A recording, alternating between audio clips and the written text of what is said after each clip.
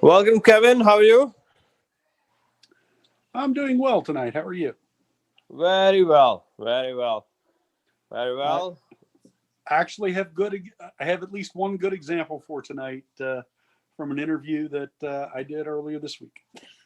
Ah, okay. Okay. Yeah, that would be actually nice. Um, you know, very looks like people are rolling in. Let's give it a minute. Anthony is here as well. Anthony, how are you? Hello, Soham. Good. How are you? Very well. Very well. Thank you for rolling in, Anthony, and of course, Hmm. thank you for everybody for coming. Looks like people are still joining.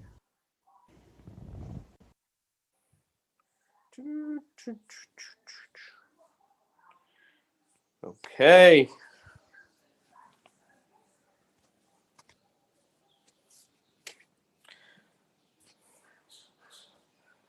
awesome. Let's get going. I think we have Kuram, and I like small rooms as well. Nice. Okay, folks. Let's get going. My name is Soham. I'm one of the two founders of Interview Kickstart. Um, Ryan is my co-founder. He might skip today. I'm not certain, but he might show up for a few minutes. He had something else going on. But today we are going to talk about what not to do in coding interviews. As many of you know, Interview Kickstart is into coding interviews, preparing for coding interviews, and we have done thousands and thousands of them in terms of mock interviews over the years. We've been around for 6 or so.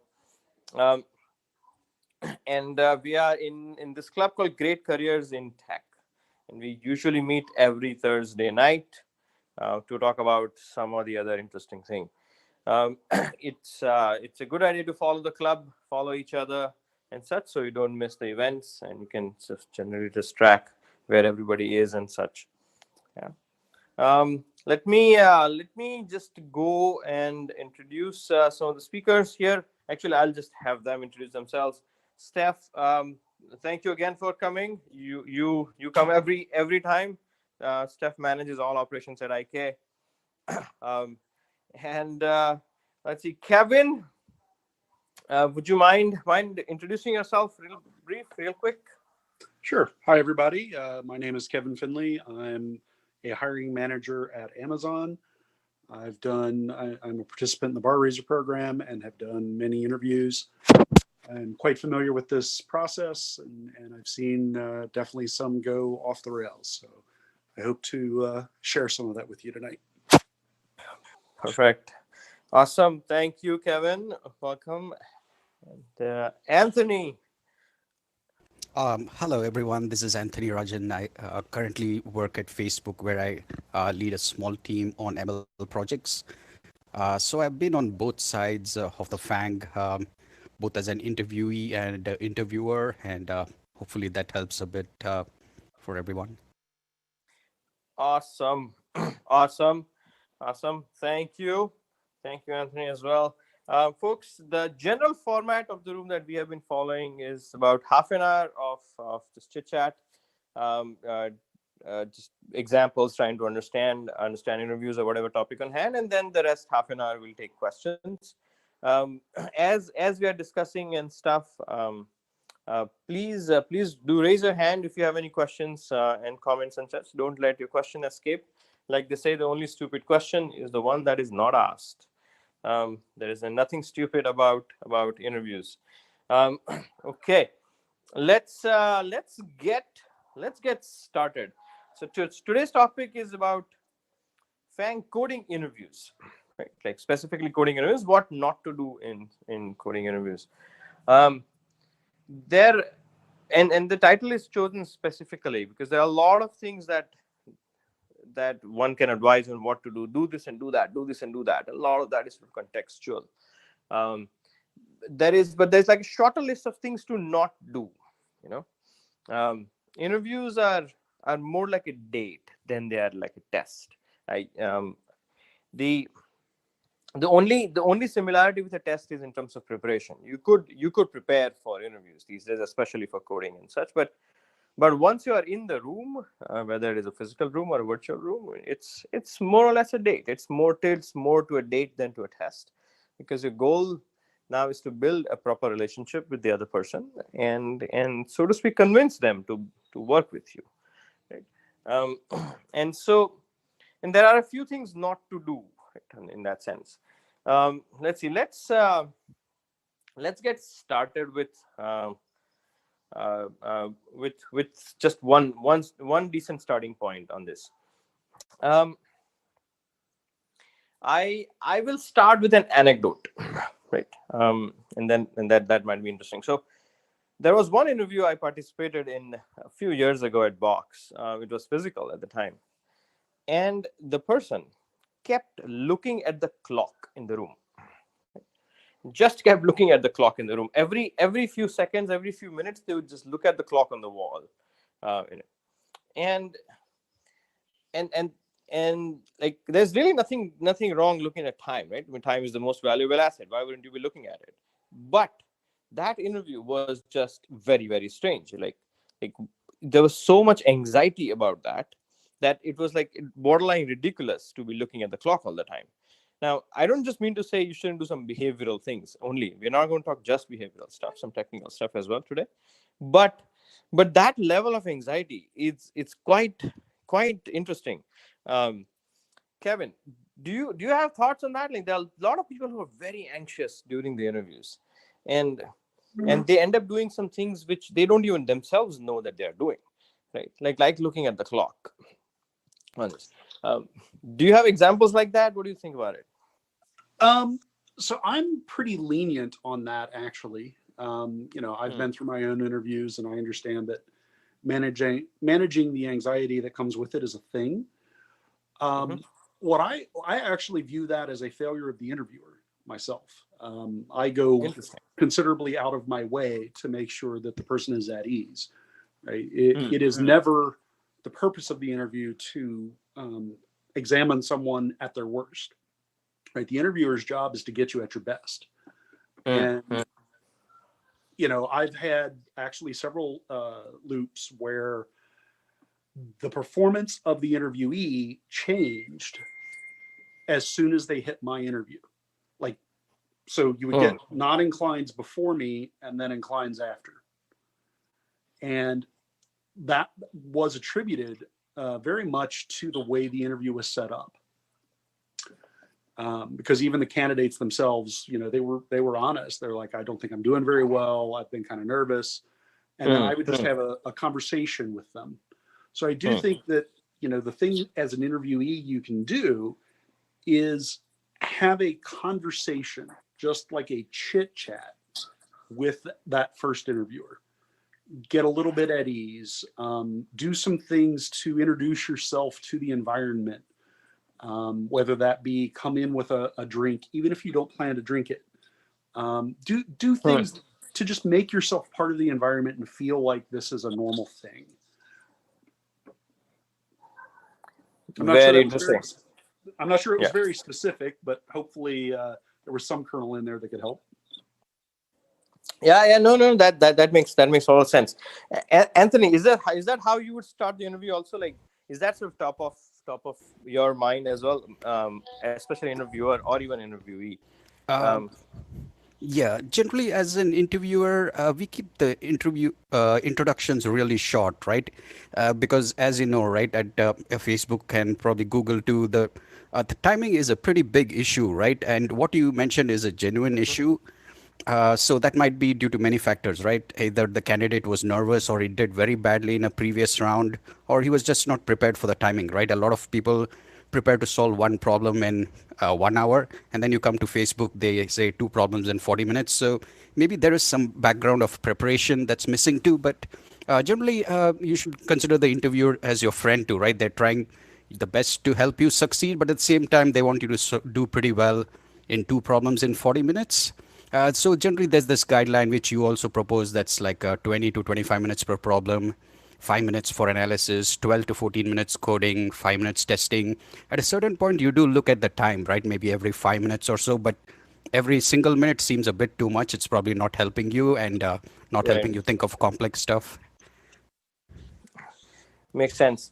So step one being, so reduce the anxiety, right, on it. Like the as the interview starts, like do something that helps you reduce the anxiety. Like don't skip that step. Right. Is that a fair statement to make, guys? And folks, sorry, let me. I'm amiss. Tom, welcome to the group. Would you mind introducing yourself as well? Sure. Hi, my name's Tom Gilmore. I worked at LinkedIn for about 3 years, and before that, I was at PayPal and eBay. I was a senior engineering manager. Long time at very early at eBay. Tom, Yes. that's very good. Okay, welcome, awesome. And we're talking about the anxiety at the beginning, like trying to do something about the nervousness, the anxiety at the beginning of the interview. Like, so, do you guys recommend that it be an explicit step like that to not skip it when the interview starts? Or you feel like, nah, it's only a few people who are really anxious and nervous, and just, I mean, it's not a thing as such. Well, typically nervousness can be it's very common. Even the best of us and the most confident of us can still get nervous in an interview. Mhm. And typically, what I recommend to people at times is to try to reverse the roles rather than saying, I am the person who's interviewing and they're going to give me something, they're judging me. I've tried to flip the psychology on that to say, um, I am here to see if I can help them with their problem. They're there to hire somebody to help them solve a problem. I am here to see if I'm the right fit to accomplish that. And then it becomes more of an objective conversation than you trying to defend how smart you are or how good you are as an employee. So I find that works for me. But I Interesting. yeah. I see. So that sounds like, for lack of a better word, like a mental hack to say when you start the interview, let me see if I'm the right person for them to solve the problem they have, um, and that gets started with it. Um, very interesting. Very interesting. The and so so let's say general idea being that let's not skip that step. I'd say so what we're saying is that let's acknowledge the fact that everybody gets nervous and everybody has some level of nervousness. After the end of the day, I mean, it's a judgmental conversation, right? Like you're walking into that knowing fully well that the other person is going to judge you at the end of the 45 minutes or an hour.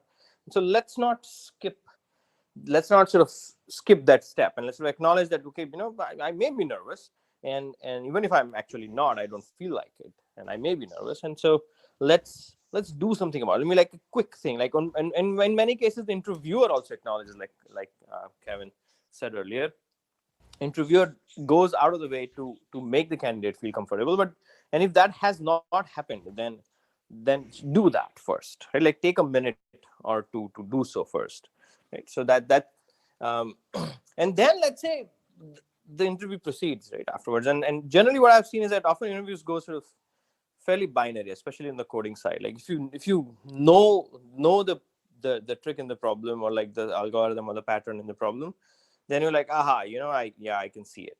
Right? Or you don't, right? And sometimes when you don't, that's when sort of the kimono of emotions opens up and says, okay, now what do I do now? So at that point, um, I generally recommend that you should, the first step, when you don't know what this problem is, when the problem is delivered, you just don't have any ideas. Instead, the first step should be to think of a brute force solution. And just think of it. I'm not saying just code it out or any of that. Just think of a brute force solution, uh, and go in that direction of brute force solution. I explicitly often recommend, don't skip that step of going to a brute force solution, especially when you don't know what the problem is. Is that a fair statement to make, Anthony, Kevin, Tom? Yes, yeah, I generally recommend that unless the solution seems trivial to you, right? For example, there's an order of n, order of log n, and order of 1. Sometimes the order of log n might take you like 5 minutes to think of, and it's very complicated. So just come up with order of n. But if you can think of the optimal solution in 1 or 2 minutes, right, then just go ahead. And if you're 100% Uh-huh. sure, just go with optimal. Yeah, Right. I think Kevin.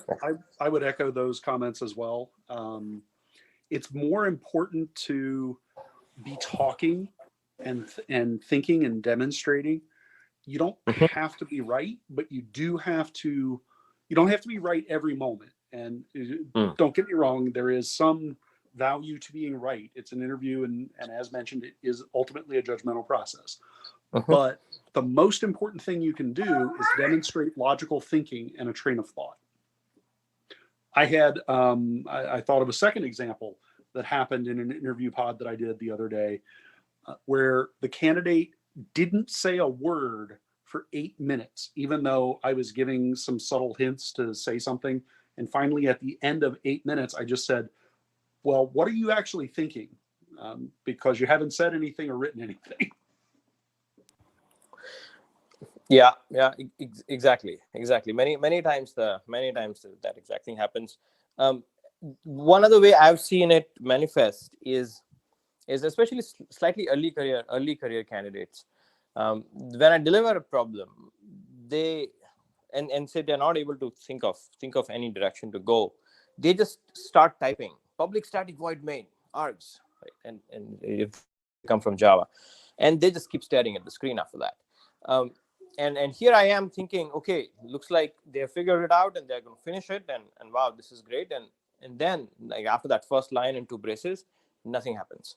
Um, and an equivalent of that has also been on the physical whiteboard side, where where the candidate sometimes just turns to the whiteboard, writes something on it, and then just keeps staring at the whiteboard.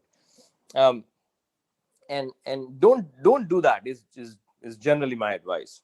Like, the interview is more of a conversation. The problem that I have given you as an interviewer is merely my attempt to strike a conversation with you, right? Like, that is all there is to it, right? A proper, like, contextual conversation, because you'd be writing code as for living. um, and that is the value of that problem. Like, the that is the only value of that problem. The vast majority of the value in the interview lies in demonstrating the thought process, striking up a conversation, and just trying to problem solve together for it. And so that's the other thing sort of not to do in it. Like, don't just, if you don't know the solution, and so don't just, like, stare at things. Like Kevin said, like, the goal is really to showcase your thought process. I mean, and however much so cliche that sounds, that actually is the goal of the conversation, and that's where it is a date, right, as well. um, the Tom, any thoughts on that? Any anecdotes? Any thoughts on that? Any other ways you've seen this manifest when sort of it starts and the candidate doesn't know the solution? What other ways Uh, have you seen it manifest, if any? Yeah, generally the recommendation is always to go with design first, right? If somebody just jumps into code, at least at my company, it's considered pretty negative without the design process. And as you mentioned, right, algorithmic thinking is very important. Of course, if you're totally stuck, right? Think about what is this? Can this be a sorting problem? Can this be solved with a graph and so on? And occasionally, the interviewer will try to throw you a small hint.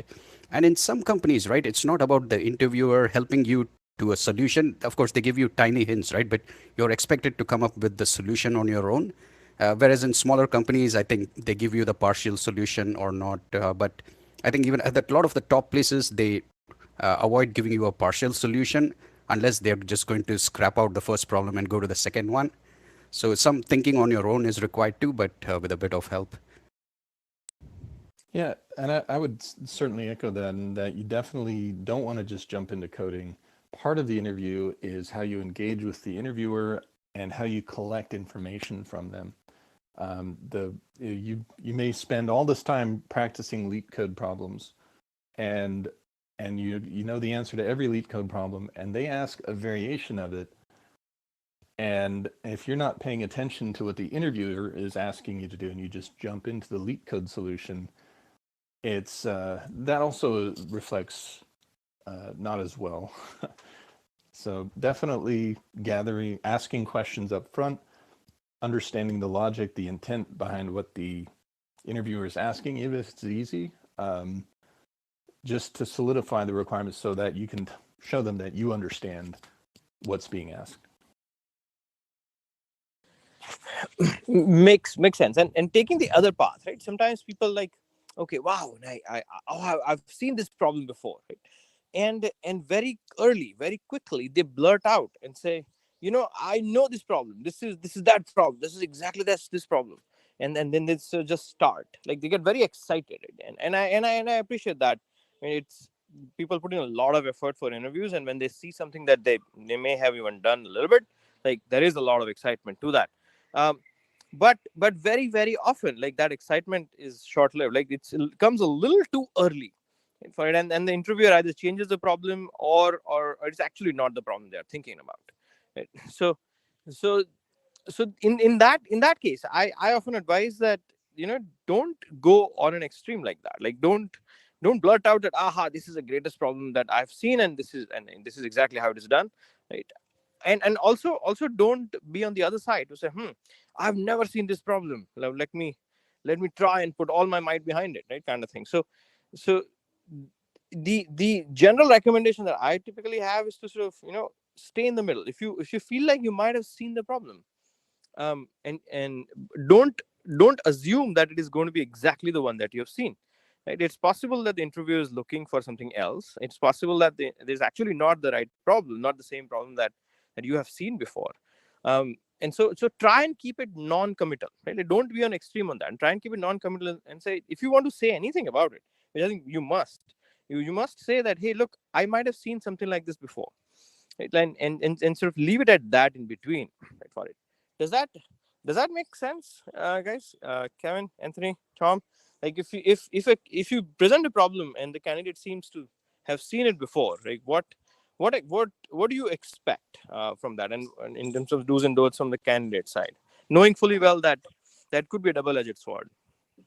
So normally I expect them to say that they've seen it, and then I usually say, but that's okay. We'll vary it a little bit as we go.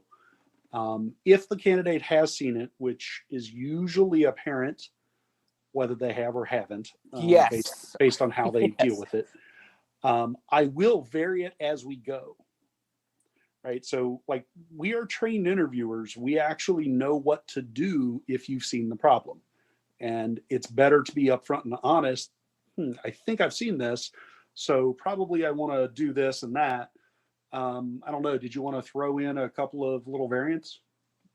Something like that. Just being conversational, because, as you mentioned earlier, the real goal for us as interviewers is not to just say no to everybody. Our goal is to find people who will be successful at the company. And a number of these companies are hard, and that means that we're not just trying to say no and say, no, we don't want to pay people money. We're trying to make sure that in a year, we're not going to be firing you. Right? Because that's bad for us, it's bad for you. Yes, and that, as a colleague, I don't want to be looking over your shoulders all the time, right? To make sure that you're doing it right, that you're doing it correct. I mean, I just want to develop a trust with you in the interview process, right? Exactly. Okay. And, Right. and so building that rapport and having that conversation and saying, let's, I've seen this. I think this is the solution to that problem. Do you want to choose a different one, or do you want me to continue with this? Usually they'll say, oh, let's continue with this, and we'll take it a little farther and we'll vary it as we go. And that's fine. And that makes it a much more pleasant conversation, which, to your point earlier, you want to have that pleasant conversation. Um, makes a lot of sense. In fact, and Kevin, you brought up a very interesting point, that that as trained interviewers, we can almost always tell if somebody has seen the problem, right? Especially trained interviewers. Like, one thing that I recommend in terms of interviewer training is almost always to ask challenging problems that have multiple things that the candidate is supposed to do, and not judge them on them doing every single thing, or them taking every single step, but, like, a problem that is asked, right? A conversation that happens begs a chance to be a deep conversation. And easy problems here and there do not lend themselves to a deep conversation often. And so, general recommendation, is to ask somewhat medium to challenging problems. And when you ask a medium to challenging problem to a candidate, then it is very easy to tell if the candidate has seen it before, right? Because the sequence of thoughts and steps that comes out, it is relatively rare to be coming out in ways that the candidate says. And so that's the other thing also, right? Like, um you don't, like, always assume that if you have seen it and you don't admit it, the interviewer is going to find out. Especially at good companies, they are going to find out. All right. And so don't not do that. Like, that's the other thing. And folks, we have Chao with us as well. Chao, welcome. Would you mind introducing yourself briefly? Yes, sorry, I joined a little bit late. My name is Chao. So currently I'm a tech lead manager at Google. Very happy to be here. Awesome. Thank you, Chao. Appreciate it. Um, the So, folks, again, my name is Soham, one of the two founders of Interview Kickstart. I'm just refreshing the room. We're talking about what not to do during coding interviews, especially FAANG coding interviews. And we have people from different companies up here. Kevin leads teams at Amazon. Anthony does it at Facebook. Tom did that at LinkedIn. Chao does it at Google. And we are just exploring what are some things to not do, right? And we started saying that if you're nervous about the interview, like, don't skip that step of dissolving that nervousness at the beginning. Right? That's one thing not to do. The second thing we explored was, when you don't know the problem, right? Like, don't just sort of stare at the screen or stare at the whiteboard and not and just stay silent. Like, just start a conversation. And general recommendation I have is to take the conversation to a brute force solution first. And when we said that interviews are more about a conversation, a deeper conversation, and a problem really is just a means to that end. The other thing we said was that when you know a problem, right? When you know how to solve a problem, interviewer presents a problem and you happen to know something like that, like, admit it, right? Admit it in some form. And because interviewers, those that are trained, like those who are trained, like, which many of them are at these top companies, like, they will be able to tell. And if they are able to tell, if they even get a doubt that you have not admitted it in some form, the interview is over, right? In their mind, obviously they won't tell you, but otherwise interview is over. So that's the other thing. The Kevin, do you want to share the anecdote from this week that you mentioned earlier? Sure. It's actually dovetails well into what you were just saying about sharing and being brutally honest. So this candidate claimed to have worked on air traffic control and specifically mid-air collision detection. So something fairly meaty and hard. And normally that's going to involve like octrees for 3D space, detection and managing that space in subcubic time.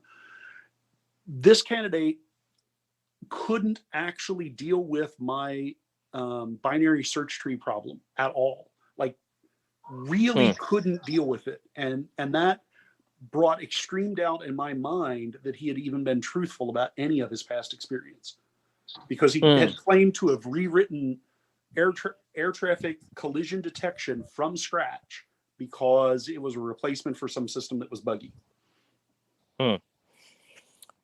Fascinating. And if they have dealt with complex trees, why wouldn't they be able to deal with a simple BST? Exactly. Right. Fascinating. What about getting stuck? Like, what not to do in that situation? Like, everybody gets stuck in their interviews at some point. Do you recommend asking for hints? Like, is that a thing, or not? Like, now, and this, it's a very interesting question, and I've explored this in the past in different ways as well, and different people seem to have different opinions. The one thing that candidates all very often feel like asking the interviewer is that, hey, am I doing this right? Or, like, can you give me a hint? Right? But more about, am I doing this right? And this am I doing this right question lingers from the beginning to the end of the interview. And very often, candidate feels like asking, like, am I doing this right? Or trying to read the cues. But often reading cues is okay, but often like they explicitly just ask, am I doing this right? Um, and different people deal with that question differently. Different interviewers deal with that question differently, right? So should you be asking that kind of question in the interview or not? What's your thought process, Chao? What do you think? Do you I want me think, to ask like that? Yeah, sorry, go ahead. yeah, I think depends on how many times or when do they ask. Usually they try their best first. If they don't have any clue, then instead of just asking for hints, asking for a solution, maybe they can asking for some hints for sub-problems to a small part, not overall big solutions. And then they can ask. They can also think about. They have like 2 or 3 options. They have 2 or 3 different way of thinking. They can say, "Hey, I have this 3 way of thinking. What is my comment?" Something like that. Or if they have a solution they feel may not be right, they can ask whether they are on the right track or not. So it's better they ask those questions with some their own thought process part of it, instead of just asking bluntly, "What is am I on the right track?" or "What is the solution?" Something like that.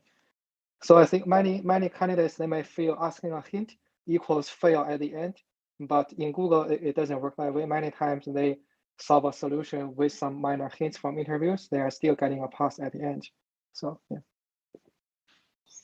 Interesting. So you're okay if they ask very contextual small hints, not about like an overall problem direction kind of thing, but like within somewhere in the development of that process and the code, if they ask a small hint here and there, that's you're okay with that in general. Yeah, I'm okay with that. So. Awesome. Interesting. Anthony? Yeah, that's a complicated question, right? So I wouldn't recommend asking outright, like, can you give me a hint? Which is kind of a mistake some people make, thinking that the interviewer is actually supposed to help you to solve the problem. The interviewers are pretty well trained, right? They kind of have like a progressive level of hints, minor, medium, major, and so on. And there's actually pretty detailed timelines for those. Like within 30 seconds, if you say, give me a medium hint, you're probably failed.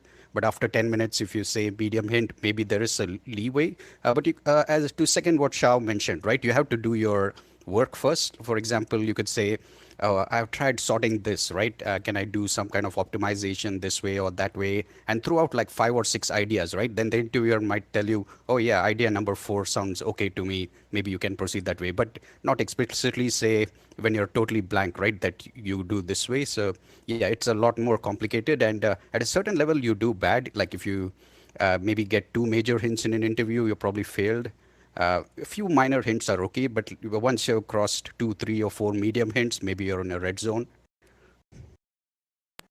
So that's actually very interesting. So you are okay if the candidate asks for hints. So at sort of the right places and not too early, and such, and you want them to have expressed their thought process first. Like, look, Anthony, I've come this far. I've done this and that. Can you give me a hint? Like that is okay with you as an interviewer. Right. And generally, if it seems very minor, right, like if it seems almost trivial, then the interviewer Mm-hmm. will help you. If it seems somewhat like a strong that you're 100% sure the candidate would have never solved the problem without your help, then of course it's a fail. Yeah. Mm-hmm. Interesting, very interesting. Kevin? So my interviews are not as binary as that. They are more like, is the sum of, like, basically, is the area under the curve enough to pass? So if you need some help getting started and that's the only hint you need, that's okay. If you make pretty good progress on your own and then you get stuck and you just need a hint to get over the hump, that's okay. If you need me to guide you through every step, yeah, that's a fail. Um, and it's also going to depend on how you do in other interviews, right? So you don't actually have to, like, it's not pass or fail that fail any one interview and you're out. It's what's the summation of the value that you bring. So for me, it's much more nuanced, but I absolutely recommend asking for a hint. It is always better than blindly going and doing something wrong or just standing there silent. Very interesting. Very interesting.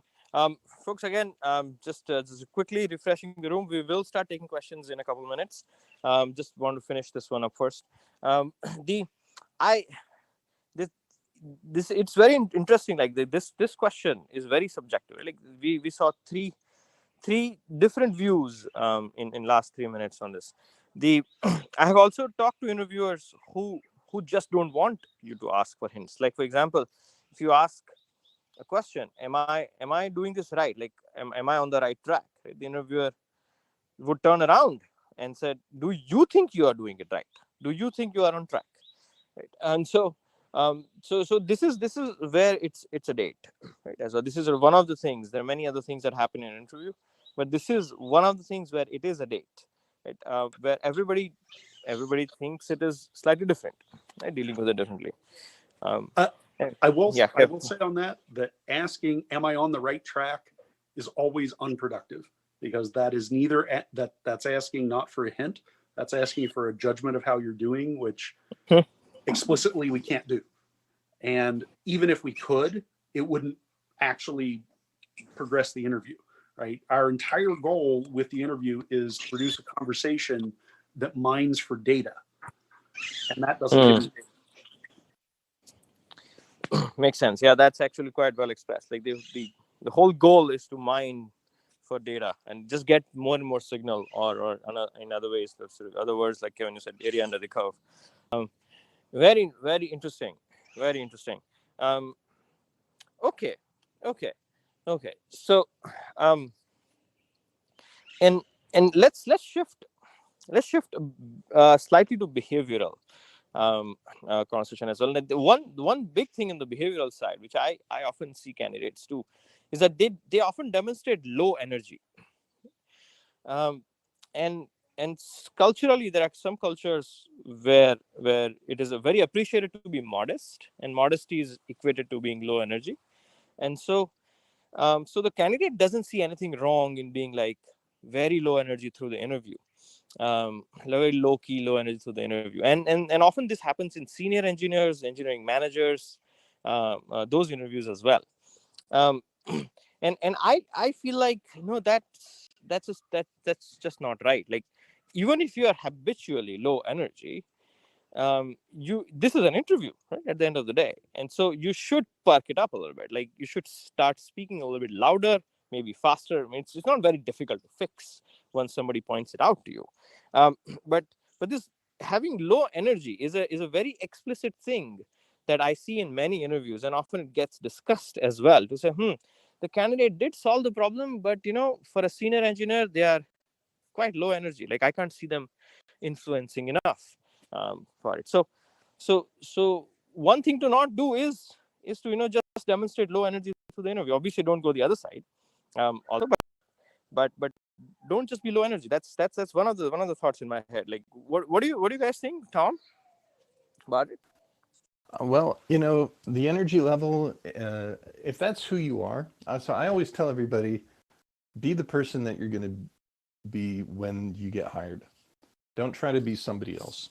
If you come into the interview, tap dancing and singing and laughing, and you get hired, and then you go hide in your cubicle for the rest of your duration, it's it's going to be hard to keep up the energy that you presented in the interview.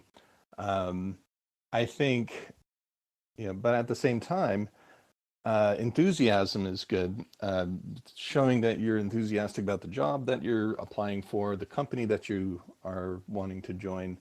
It's good to show enthusiasm, but you don't have to go overboard necessarily, but you want to show what you're going to be like when you're working with other people. And if you're normally open and gregarious, you should be, show a little of that, at least in the interview.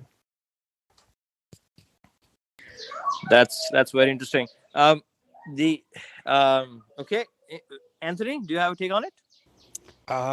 Yeah, for the behavior part, right? First is, I think generally the interviewer is actually trying to also evaluate you in such a way that am I this person I want to work with, right? So you want to kind of keep that in your mind too. If you if you're not interesting. But at the end of the day, right, if you're scoring 100 out of 100 in your algorithms, like you knock the design coding testing out of the park for 2 questions, it really doesn't matter. They're going to give you 100 out of 100 anyway. The true behavioral red flags, right? They're going to measure in another interview called the behavior interview. Those guys are really good. They can even catch the smallest red flags in the behavior interviews. So the coding, maybe it doesn't matter so much because there's a behavior round later on. That's another interesting take. Kevin? So I echo what Tom said. Be who you are, because you don't want to get in, be somebody else, and be constantly coached by your manager and then let go. That would be far worse than passing on a particular company. So be who you are. I also mostly agree with what Anthony said, which is at the end of the day, it's about your skill set and whether or not you can do the job. So if you can demonstrate that you can influence people, if you are looking for a senior role and where you will need to influence people, then describe how you'll do that, which will probably happen during one of the behavioral interviews. But you should also be looking for subtle ways to kind of slip things in here and there. Like, well, I make sure to do some code reviews, or I identify areas that are high risk, and I make sure to code the first example of that first. And then the team can copy that. Stuff like that. Just the little ways that you can influence, even if you're not that gregarious person. Because if you are going for the more senior roles, you will be judged on your ability to influence others, but not, gregarity is not the only way to do so. Right. Interesting. Very, very interesting. And Chao? Yes, I echo most other already mentioned. So one small point I can point out is it depends on the role and the responsibility as well. For example, very senior role or engineering management or tech lead role, the behavior round for that, we do need to see some signals for proactiveness or the passions or the high energies, because those type of signals is very good to do the job very, very easily in terms of leading people or driving a certain effort. So in that case, if the candidate is working on those roles, I think it's good habit or the good kind of approach to be more proactive, to be more higher energy as a little bit. Definitely for someone who is out of school a few years, IC role, more junior. So in that case, either higher energy or lower energy, they can be themselves and think at the end, it may not matter that much at the end. So I just want to mention that point. That is very, very fascinating, actually. Very fascinating. There are so many interviews I've been where the discussion has been about energy. Maybe it is a bit cultural, but very, very interesting to see all the different perspectives on this. All right, folks, it is time to start taking questions.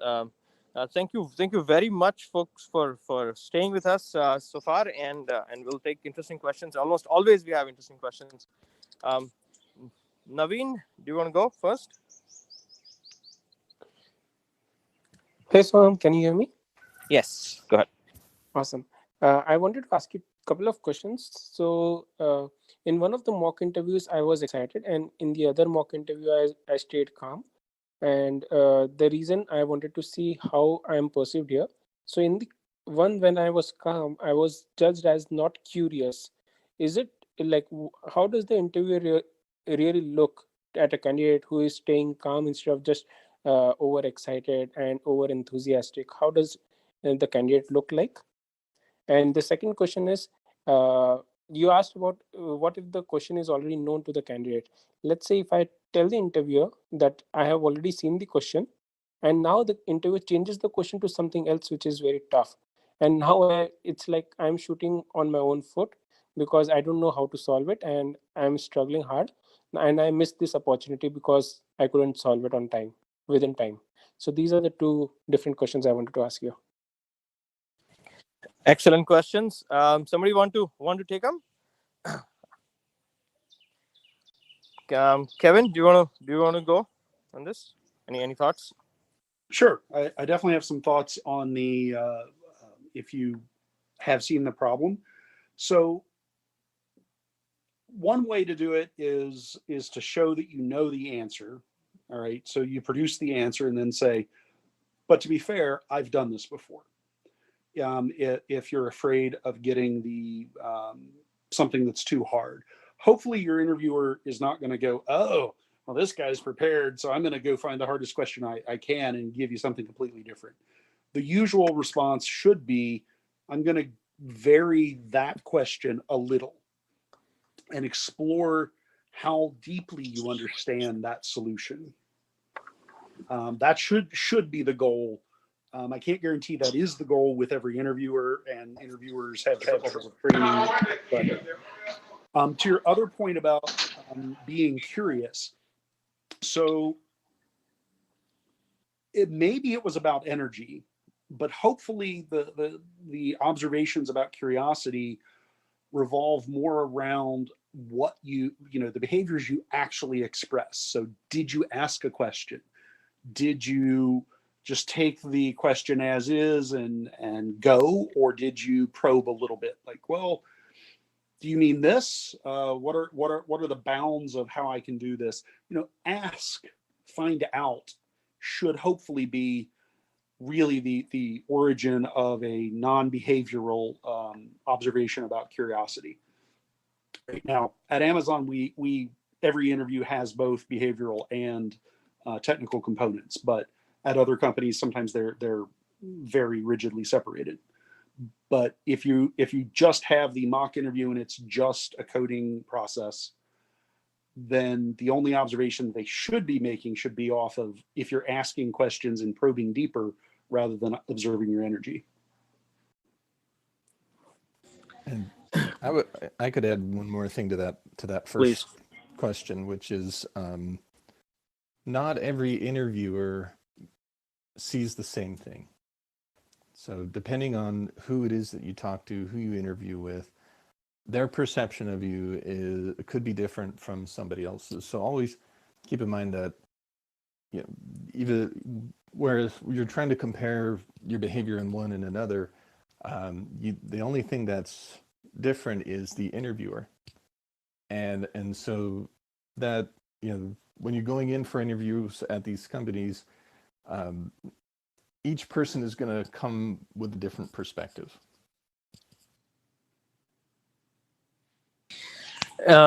Interesting, very interesting. So, and Navin, your question about what if I admit and then get a hard problem after that, yes, that is quite possible.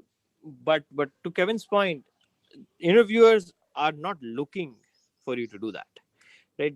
That it is not their goal to say, aha, look, now he has admitted, so now let's give him a harder problem. No, that's not the point. Almost ever. In fact, vast majority of the interviewers will first appreciate that you are honest, right? And that goes a long way. Like now, simply by being honest about it, you have now moved them to your side, right? Closer to your side, instead of being more adversarial. Right? They have crossed that line because they have developed a level of trust, like some level of trust with you, because you have been honest.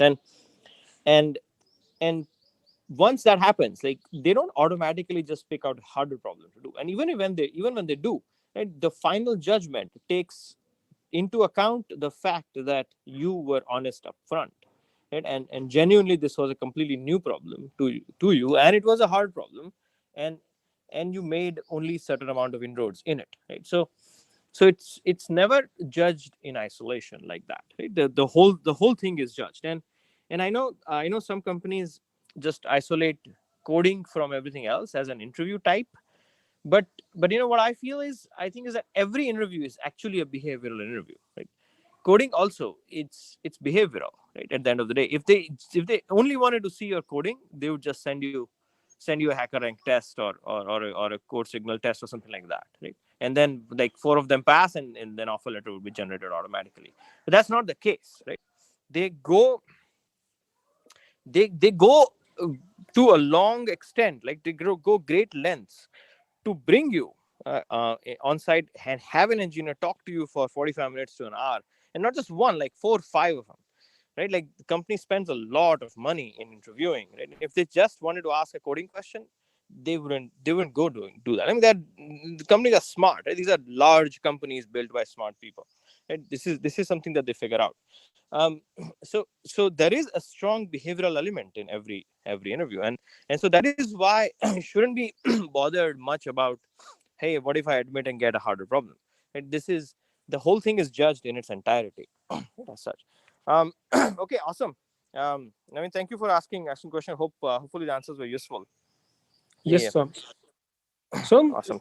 are there Mhm. any kind of bad questions or wrong questions about the problem, or everything is fair? Like you're thinking about something, so everything is good, right? There's nothing like wrong question. As in, like, from the candidate side to be asked. Yeah, from the candidate to the interviewer to clarify the question.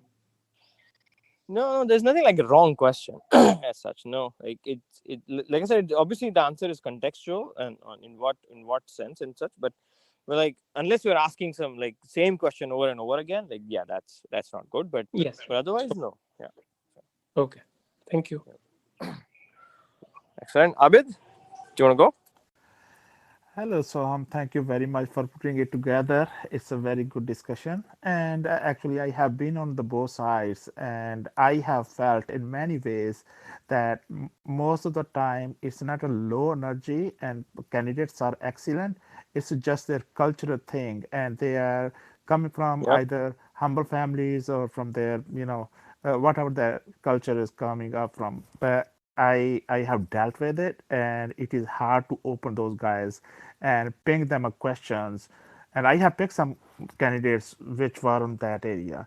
Now my question really is that when you are on a management positions and you have been mostly towards providing a solutions and integrating technologies in recent life, early on you were a developer, what kind of combination these big companies are looking for in terms of designing and patterns or coding by itself?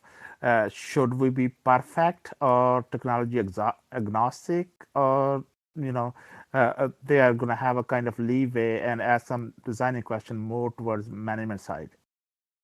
Thanks. Sorry, Abid, to summarize the question, you're asking what happens when, um, like, if you're a senior person, you've done coding earlier in your life, and now last few years you've just been you've been designing systems, and so what are these companies expecting from you? Yeah, is that the right summary, or was it something else? That's right, so thanks. um yeah. Let's see, does anybody here want to take it? Yeah, Anthony.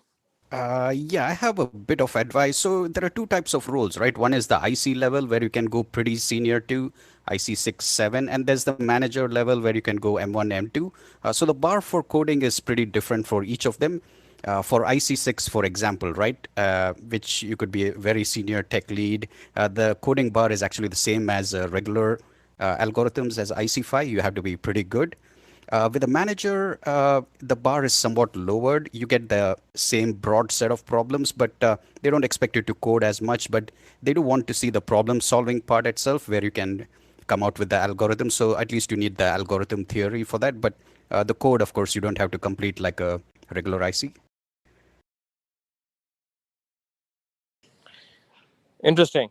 Okay, yeah, that definitely makes sense. And I mean, I think the point Anthony touched upon earlier is very, very important. The management and IC are separate ladders, right, as such. And so one needs to be generally clear about where one wants to go.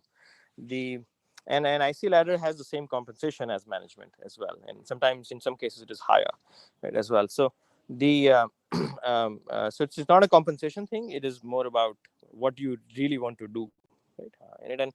And once you have positioned yourself in that sense, then that's how the interview will proceed. So hope that's useful. Yep. Thanks, Soham and Anthony. Thank you.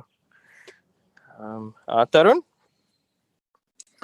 Hey, hi, Som, and everyone. Thank you for scheduling this session. We really appreciate it. I have Of a couple course. of questions to ask. So, the first one is it okay to ask about our own performance as a candidate, like some sort of feedback at the end of the interview? And the second question is, what are the kind of mistakes which can change the mind of an interviewer? Probably he's thinking of hiring you, and suddenly he thinks, "Oh no, we cannot." Yeah. So I think this part two of the question, probably there's a long list. But I think the first one you have asked is very, very interesting. That is another one that many candidates are wondering about. Towards the end of the interview, they're like, how did I do? How did I do? Should I ask or should I not ask? I'm just trying to read the cues and such. But a very, very, very, very good question. Anybody want to take it? Yeah, it's okay to. I mean, I would not recommend asking the interviewer, right? They're not allowed to ask you, but reply. But generally, you can ask the recruiter or the HR who coordinates the interviewer with you. And sometimes I've seen them give reasonable hints, right, at a very high level without specifics. Of course, there's some legal requirements and all, due to which they cannot give you detailed feedback. But you have nothing to lose, right? Just go and ask the recruiter after your interviews. Yeah, Yeah, I'd Tom. also like to add that with a lot of companies, well, at LinkedIn, we had a pipeline where it would be, we would gather the feedback from all the interviewers and then bring it to a committee, and the committee would vote on bringing that person on the board or not, and that could take up to a week. So a lot of times the recruiters won't know until after that has happened, and so asking right at the end of the day of an interview, they're not going to have the information they need to make a decision. They're not going to know. And for your other question is there any one thing that you could do that would change somebody's mind? Of course, there's extreme cases, but what we're looking for throughout the interviews is a pattern.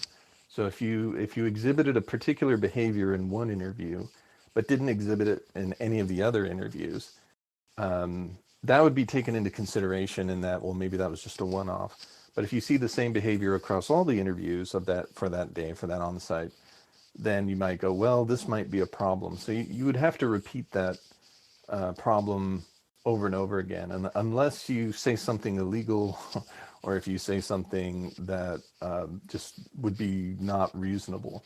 So I hope that answers that. Very interesting. Kevin, do you have a take on this? Thank you, Tom. Sure. Very, very interesting. Yeah. So I will give you an example. A candidate did say some kind of ranted a little bit about their current company. And that ranting went into the realm of violation of NDA that they had with that company. And that was pretty much an instant no. That was an interview veto. As far as asking, you can ask, but you're not going to get an answer from the interviewer. Like, the only way you're going to get an answer from the interviewer is if you're a personal friend or they have a reason to believe that you're not going to get them fired, because we're not allowed to tell you anything. It's very frustrating, and it's actually one of the reasons that I do mock interviewing with Interview Kickstart, because I would like to be able to give people feedback. I think it's instructive and useful, not only for interviewing, but in many cases, some of these candidates could learn something about computer science. Another thing that you can do that can change their mind is write code that you could not explain. I've seen that happen. And that not explained could be anything from just being outright wrong about the behavior of a code you wrote to being completely unable to complexity analyze it. So that can change my mind, at least. Makes sense. Certainly, anything bad about the previous company, anything imbalanced about the previous company, also in my head, and generally ends the interview as such, like saying that, oh, my previous manager was really, really bad, this, that, and then the other thing happened, and instead of blaming others profusely and not really presenting in a perspective which is balanced, certainly changes my mind pretty instantly. The other thing, which is also fairly subtle, but I've picked it up over the years, is when somebody says, I didn't get a chance to do this at my previous company. They never gave me a chance to do something like this at the previous company, even though it was a problem, it was a big problem, and I was never involved in that. And that is also a very big red flag in my head. Don't ever present it like that, because if you weren't involved, if it was a serious problem and you weren't involved in the company like that, and you cared about it so much, like you're presenting, there's something behaviorally challenging and wrong about it as well. Um, so those are some things that come to my mind as well, which generally instinctively like, this doesn't seem like a right fit for it. And again, like, it doesn't have to happen in a behavioral interview. It could happen during a coding interview, right, as well, before, after, during, as well. So I hope that helps, Aaron. Yeah, thanks a lot. Yeah, it certainly does. Awesome. Rodrigo, you have a question? Yeah, thanks, guys. So I actually have a question specifically for Kevin. I'm currently in the final round for the Amazon SDE internship, and I actually have had the pleasure of interning the past 2 summers at Amazon, not as an SDE, but more in the market research side. Still fun, but yeah, my dream is to have an SDE position in this company in particular, and in terms of the leadership principles, which I've learned are very important in Amazon, I do feel like I have that ingrained and culture wise also. But I just want to know how much priority Amazon gives to the problem solving approach versus getting the right answer or passing all the test cases, because I'm pretty nervous and I'm worried that lead code might not be enough. So just wanted to know if there's any advice on developing that problem solving framework that Amazonians are looking for. If that makes sense. So sure.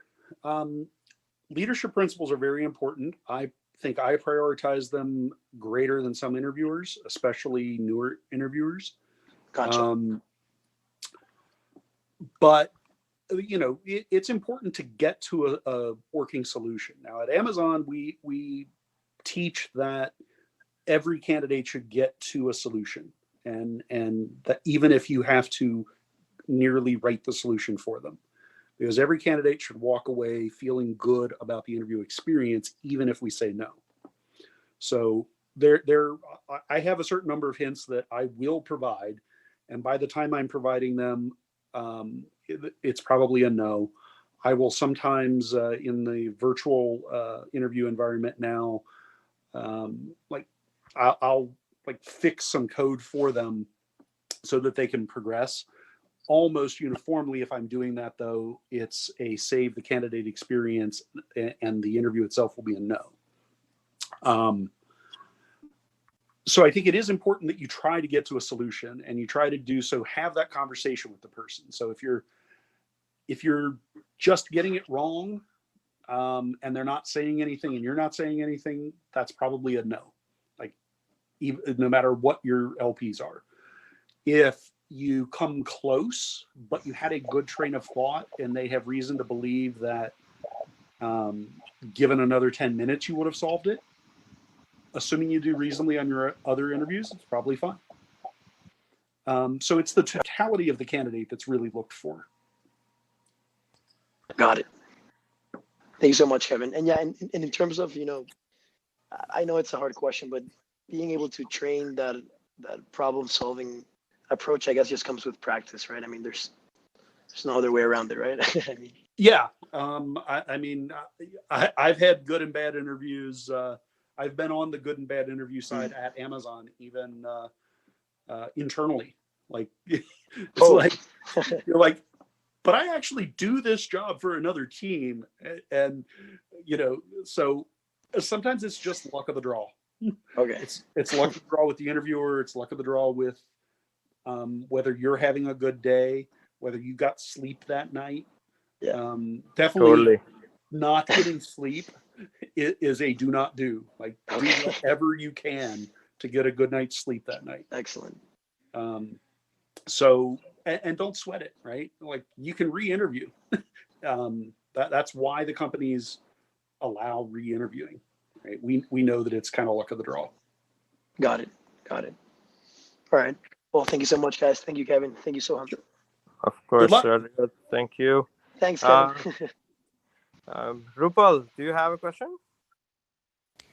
A general question. So some companies say that you can only interview maximum 2 times before they put you on a blacklist. Is it true for FAANG? Good question, Rupal. Very good question. Do you guys here want to take it? Chow, what's your thought process there? I don't know we have any limit. Personally, I interviewed Google 3 times. The third time I got an offer, the first 2 times I didn't get it. So at least I think I don't see any hard limits for that. But I do heard that if anyone did some interview performance really badly or some red flags, that may impact your future opportunities to re-interview. But if you just do the interview normally, they didn't get a pass, I think that should be fine. After 6 months or a year, you can try again. Yeah. So there's at Amazon, depending on the particular failure, you can be flagged for either a year or 2 years. There are red flags that can be permanent. Coming in and proving that you will violate an NDA, or coming in and harassing an employee or things of that nature can get you permanently barred. But for the most part, everybody can interview once a year. And you can also interview for adjacent job families. So if you come in for the SDE interview and don't make that, you can come in and interview as an SRE or a network engineer or a programmer analyst. Like, there's other choices as well, and you can interview for those immediately. Sense. Anthony? Yeah, I mostly agree with what the others said, right? Haven't specifically heard of a red flag or bar unless you did something really that was illegal, right? And the other point is, generally at Facebook, the hiring is not by team, right? So there's just dedicated team of people who actually vets resumes, looks at their history, which is a combination of various groups of people. So it's not one engineering manager or one engineer who says, "Oh, I'm red flagging you." So there's actually a team who does the initial vetting. Right. Interesting. Tom, have you seen that at LinkedIn before? With LinkedIn, I know somebody who failed the interview 3 times and got in on the 4th time. So I haven't seen anybody get on a blacklist as such. And I've never heard of a blacklist at LinkedIn. So I don't know if they had one or not, but I never heard of one. Got it. I will say that to Anthony's point, it is done by committee. So like the group of people would have to agree that the behavior was egregious, and then HR would actually enter it. At Amazon, HR would actually enter it on the record. I've rarely seen it done, but do not recycle is a possibility. I'm about to be. Yep, there's 2 different committees or something like that. Yeah, I agree. That's right. So, Rupal, you probably know, and but maybe some people don't hear that there's something called an applicant tracking system, right? Or an ATS. Most big companies have an internal homegrown ATS, and smaller companies have off-the-shelf ATSs. There are several ATSs available in the market, like say Greenhouse and Lever and JobVite and such. ATSs record all your attempts, right, to a company.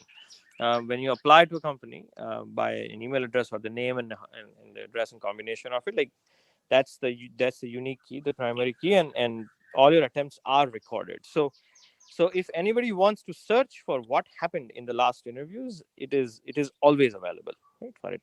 And some companies are often too compliant, and they also ask for a social security number to index on as well. So the point I'm trying to make is that the attempts that you make, whether even if it's a simple phone screen that you've had with a recruiter, or if it is you went all the way through offer and then something happened and an offer was rescinded, even in those extremes, all the attempts are recorded in the company. So now smaller companies, it is very difficult to interview even more than 2 times, right? because the institutional memory is just larger, right? And it's so you would go like third time if you apply, like somebody would search and say, last two times anywhere from like 2 to 10 people have agreed and said, okay, this may not be a fit. So it's very difficult for the next manager to take a chance on you on the interview, to giving the interview again. um but like others have said earlier, if you apply to like a different type of role that is almost always open, um, oftentimes they ignore the attempts you've made in college, right, for internships or fresh grad attempts as well. So um, the this guy Larry Page is on the record at some point saying that we shouldn't allow more than three times at Google. I don't think they adhere to it super strictly, but that's where sort of the patience starts to run out at Google for three times, in the sense that the belief system being that if you clear it the fourth time or fifth time, it is more because you know the interview process than actually software engineering. And so that is a belief system, but I've seen Google ignore college attempts. I've seen Google ignore attempts in other ladders. I've seen Google ignore attempts in their acquisitions that they've made in the past, and such. And I've also seen Google ignore attempts after three times. And so after three times, they do reach out to you, but after like many years, they reach out to you. And so the cool off period just becomes longer after that. So um, it's not like any company maintains a blacklist that I know of, like everybody else has said as well. It is just um, more about like if there was a behavioral aggression or any of that behavioral thing, and they feel like, no, this is not what we want in the company, then obviously they will note it down in the ATS, and the next person who sees it will read it. So that's generally the overall idea. But like everybody has said, like every company interprets things differently. I hope that's useful. Sohag, you had a question? Yes, thanks a lot. Thank you very much for this discussion. It's very enlightening. So my question, actually, you almost answered. My question was about the repeat interview process at FAANG companies after a year. So in fact, you almost covered all the points. The only question remaining in my mind on that was, how much of the technical content of the interview is retained for the next interview attempt? In other words, let's say you did 5 interviews, and you did moderate to average to less good in 3 of them, and you did okay to positive in 2 of them. Um, do they take into account, especially at, say, a company like Google, would they, or any other company, any other FAANG company, would they uh, take into account the previous attempt, and would they then, look for an emphasis on the 3 interviews that you did less well in? Or do they just view each attempt as a fresh, as a brand new attempt? And so if you see where I'm going with that. Yeah, somebody want to take this, especially those come from like committee-driven decisions versus not. I think that's where some of this lies as well. Yeah, so I can comment on Google. So in general, each time we see it as a fresh, so we don't really consider the previous performance part of the new attempt, but we do see the specific questions you were asked before. So we make sure we don't ask exactly the same or very similar questions another time. And that makes total sense. Kevin, Amazon's process is not committee-driven, right? Like, is there a weightage on from the previous ones at all? So in the olden days, so there's officially no weighting of any past interviews. In the olden days, we could actually see the content, but lately they're actually making a change that we can't even see your old interviews. HR can, and the bar raiser can, but the general committee doesn't, and the bar raiser really won't. he can, but it's highly unlikely that he will. Awesome. Okay. Thank you. So I hope that was useful. Yeah, And, sorry. and just a Thank note you. on the prior thing, I think the most times that I've actually seen somebody in their interview history at Amazon was like they were on attempt number 8. Ah, wow. Okay. There you go. Okay. Awesome. Perfect. Devinder, do you have a question?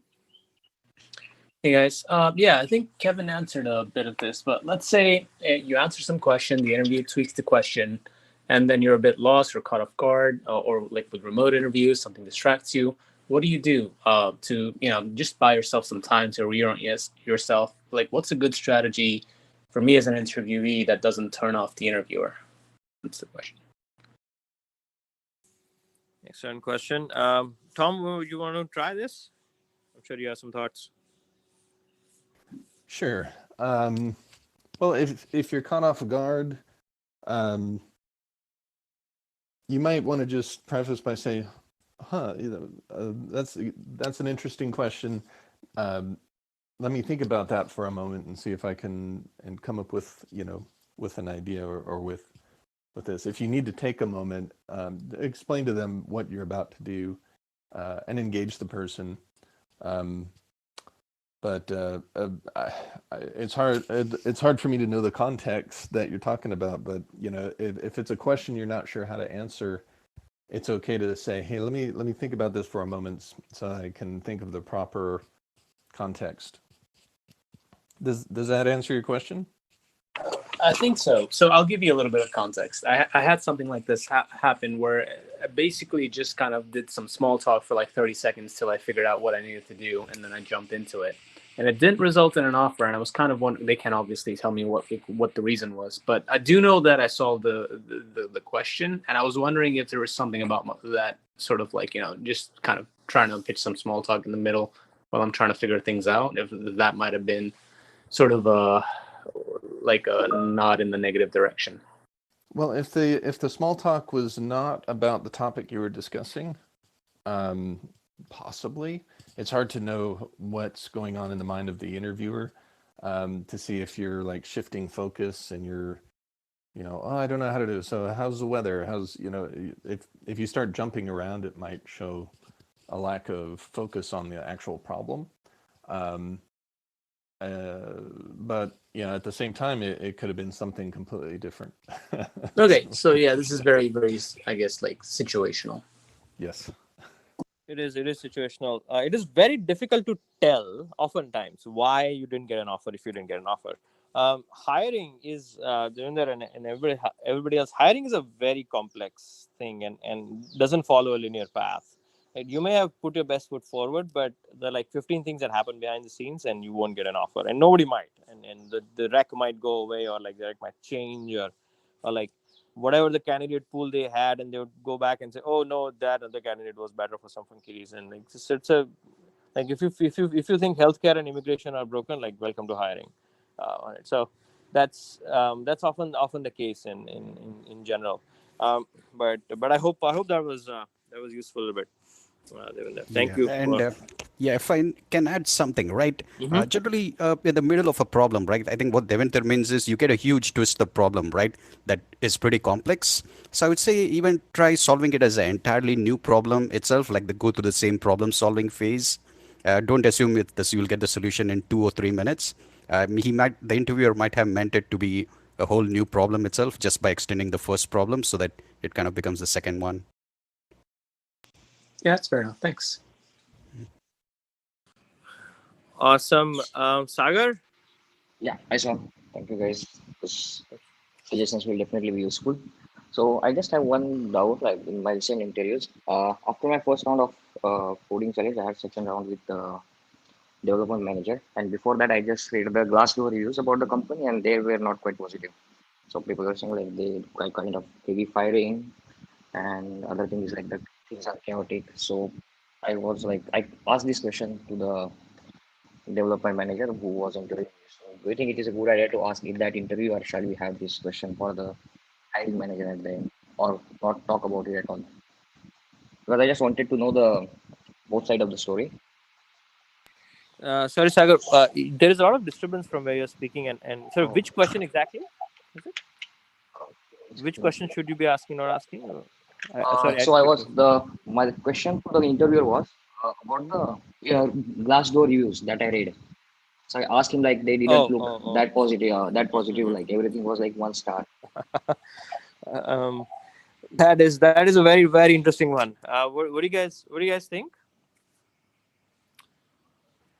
And Kevin, Chow, would you do that? Would you say that? Uh, Sorry, can you repeat that, Soham? The last, I didn't get the middle word. The last used something.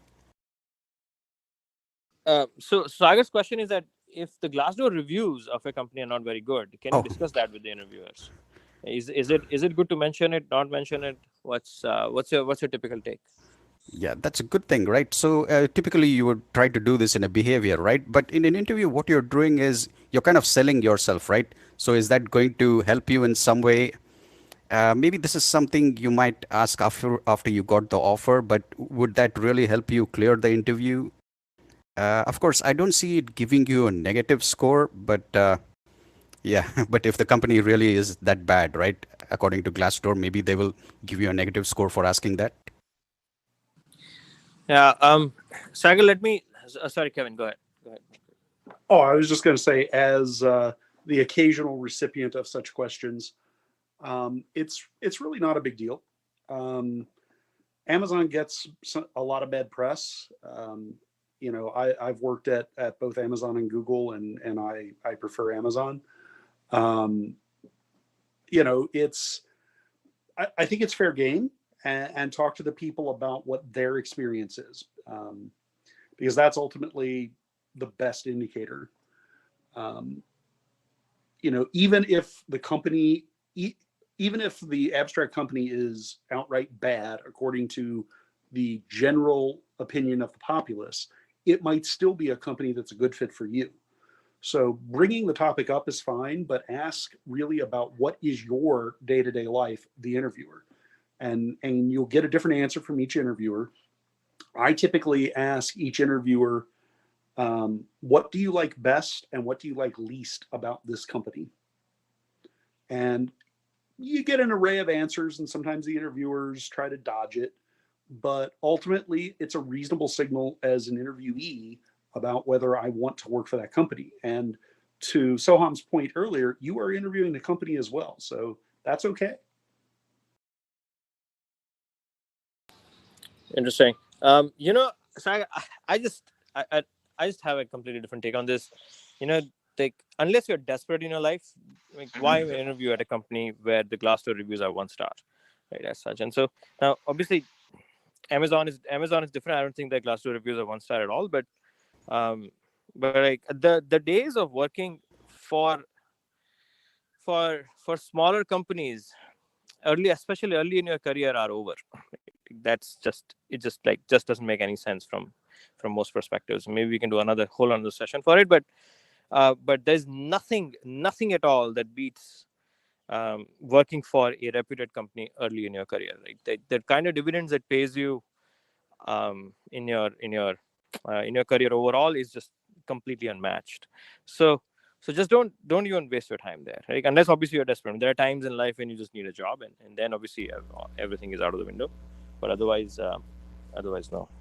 uh, Yeah. anyway. Yeah, and I'll just second what Soham says, right? Probably you should do the homework even before, right? An interview may not be the perfect time to ask that because the interviewers are also trained to actually promote their company, right? And nobody's going to give you an honest answer say, oh, some of this stuff is bad. Yes. Yeah, they're promoting Right. themselves. Yeah, Yeah. Yeah. and don't trust online reviews too. I think everything you take with a grain of salt, whether it's Glassdoor or other things. Yeah, it's very tough to. There's no perfect company out there. Yeah.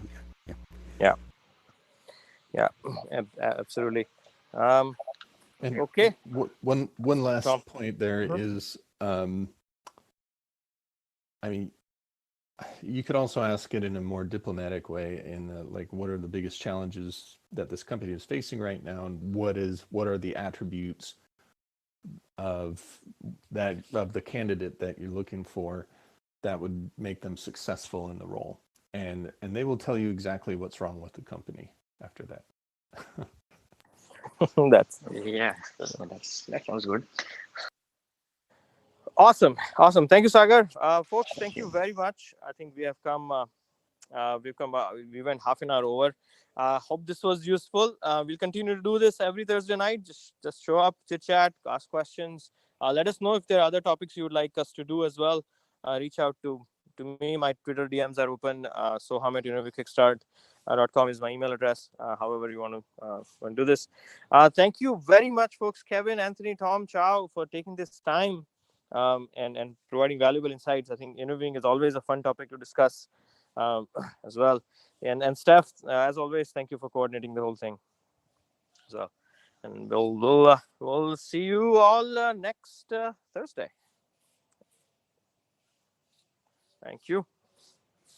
Thanks, Soham. Thanks, guys. Bye. Have a great weekend. You too. Bye-bye. Thank you. Thank you. Thanks, Anthony. Thanks, Matt. Bye.